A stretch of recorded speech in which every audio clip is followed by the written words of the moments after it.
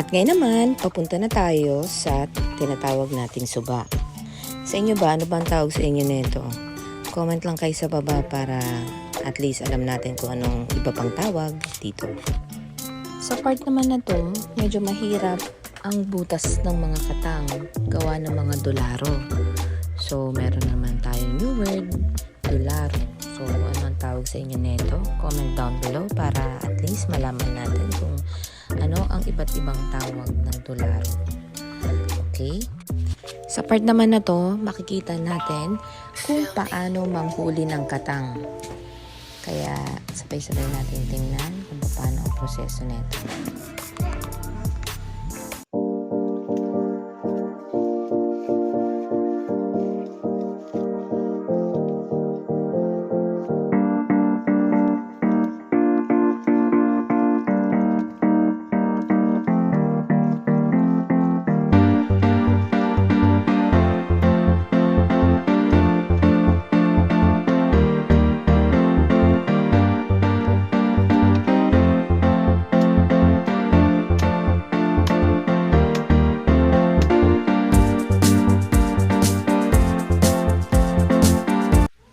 At sa pagkakataong ito, makikita na natin ang ating unang huling katang.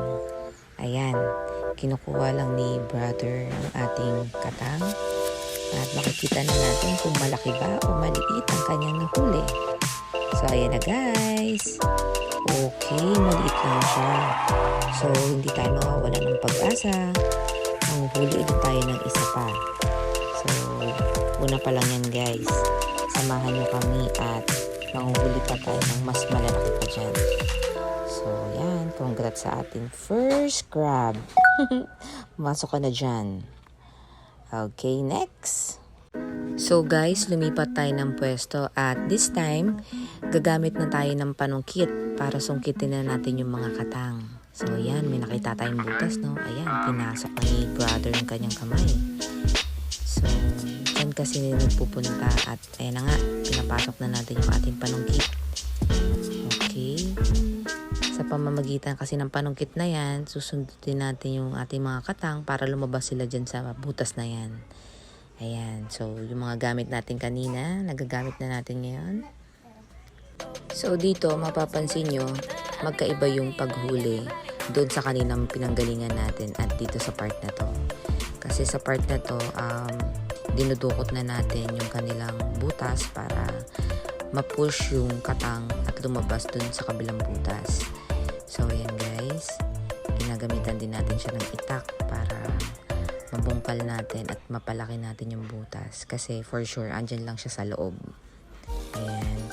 So, tingnan natin ang kanyang gagawin para mapalabas yung katang.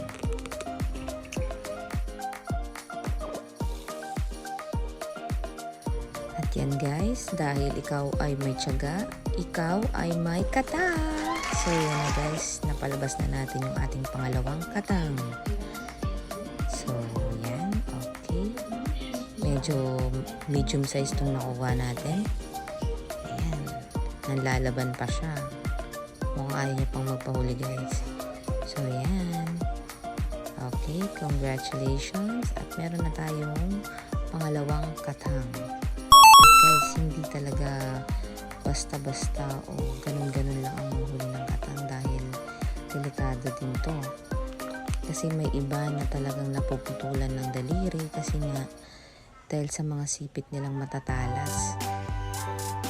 At kung hindi ka talaga professional sa paghuli nito, talaga naman makakatikim ka ng unang kagat.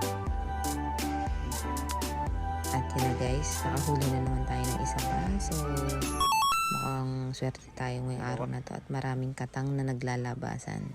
By the way guys, mag-asawang katang yung nahuli natin kasi sa iisang butas lang natin sila nahuli. So, ayan na guys. Susubukan na naman natin makapanghuli ulit. So guys, kung makikita nyo, ang laki na ng nabutas nung ating katang. Kaya ayan. Sinusubukan na, ayan po kung mapapansin nyo, muntik na pong makagat or masipit ng katang. So, kailangan po talagang todo ingat tayo dito at kailangan kung kayo ang gagawa, may kasama po kayong professional. Ayan po guys, kung mapapansin nyo, ingat na ingat po huli ng katang. Dahil pag nagkamali ka po dito, siguradong may mapuputol sa'yo. So ayan na guys. Ayan na. At binabanlawan lang natin. Yan guys, ang laki ng nahuli natin. Kalahating kilo po yung timbang niyan. At ayan, kita nyo naman, ang laki ng sipit niya. Naku, kung madali ka niyan, talaga naman. So ayan.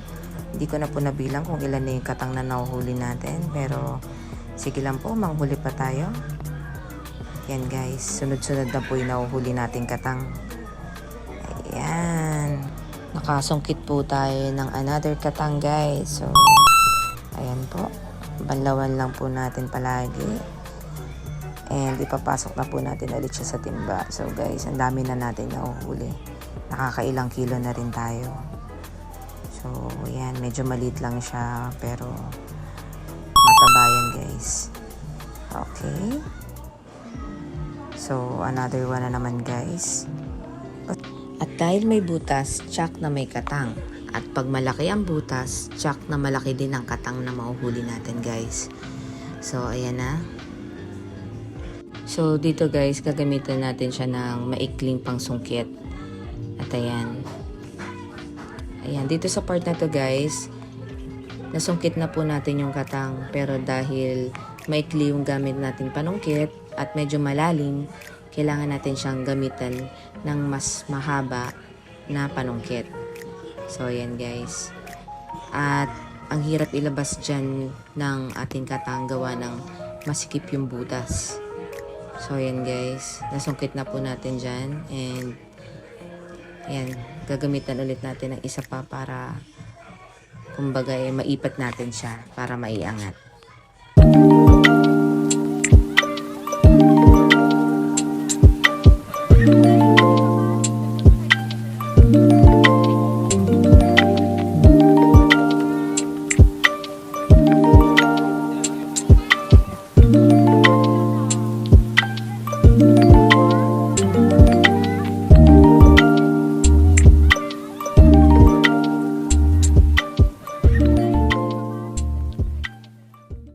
So guys, yung panungkit pala natin, pang safety purpose din yan. Kasi yan yung magsisilbing kamay natin para masungkit sila. Kasi kung ang gagamitin lang natin is kamay natin, una sa lahat, hindi siya ganun kahaba para kung malalim man yung napuntahan ng katang. At pangalawa, hindi siya ganun katibay para pag sinipit ng katang ay hindi mapuputol.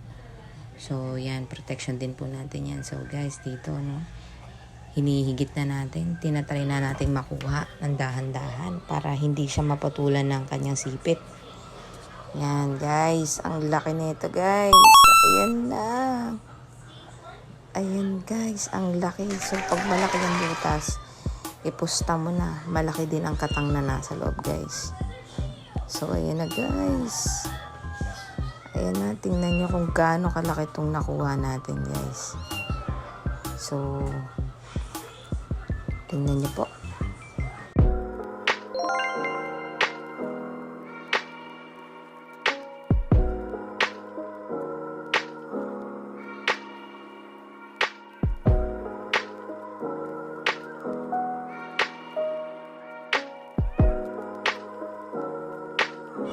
Nakakatakot guys. Ang laki ng sipit. Parang hindi ito magpapahuli ng buhay. Pero, nahuli natin siya ng buhay.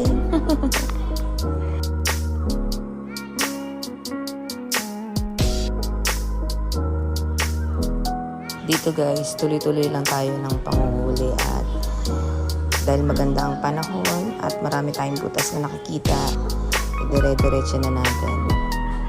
Ayan. Ayan guys, nakahuli na naman tayo guys. Nabilang nyo ba kung ilan na yung nahuli natin? Ayan. Ang laki na naman nito guys at ang taba.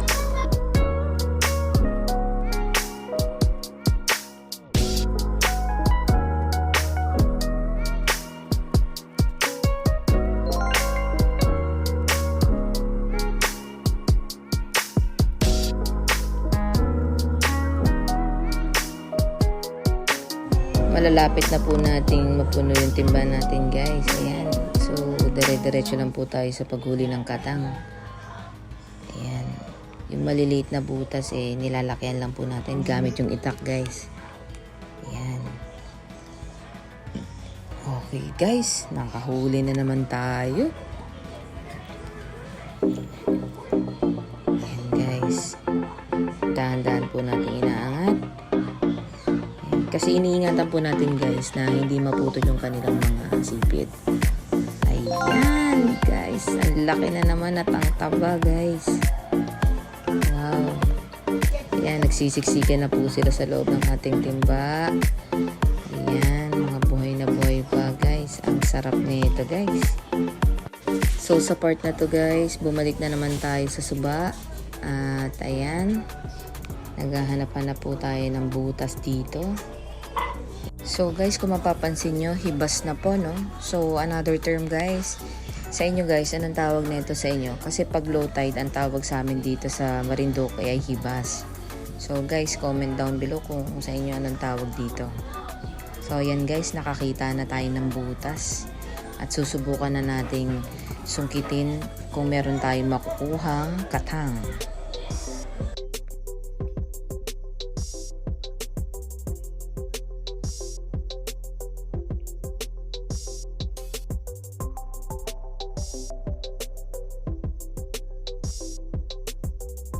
Kung mapapansin natin, guys, natatagalan na po sa paghuli gawa ng marami pong ugat at minsan yung ugat po yung nagpapahirap makapanghuli ng katang gawa ng nahihirapang ilabas at mahihirapang ipasok yung ating kamay sa loob.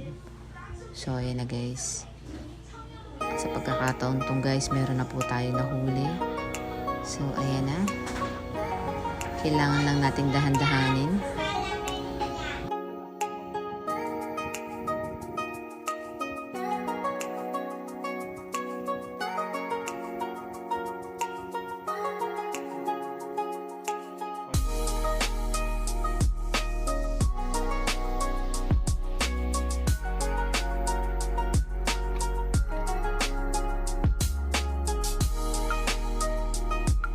At ayan na nga, guys, nakahuli na tayo ng another katang at binabanlawan lang po natin. Ayan, guys.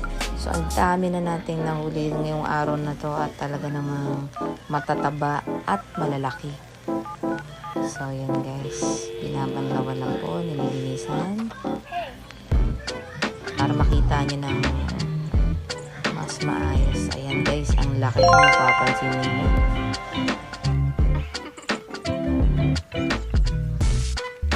So guys, dito po, puno na po yung timbahan natin. Ang bigat na po niya. Kaya uwi na po tayo. So yan, guys, yung ating close up ng mga katang. Kakatakot yung sipit, guys. So yan, for safety, guys, tinatalian na natin yung mga sipit para hindi rin tayo sipit. So yan, guys. So yan po yung tamang pagtali sa sipit ng ating katang. Ayan. Iniingatan din po natin na hindi maputol yung kanyang mga sipit para buhay na buhay po at sariwa ang ating katang. Ayan.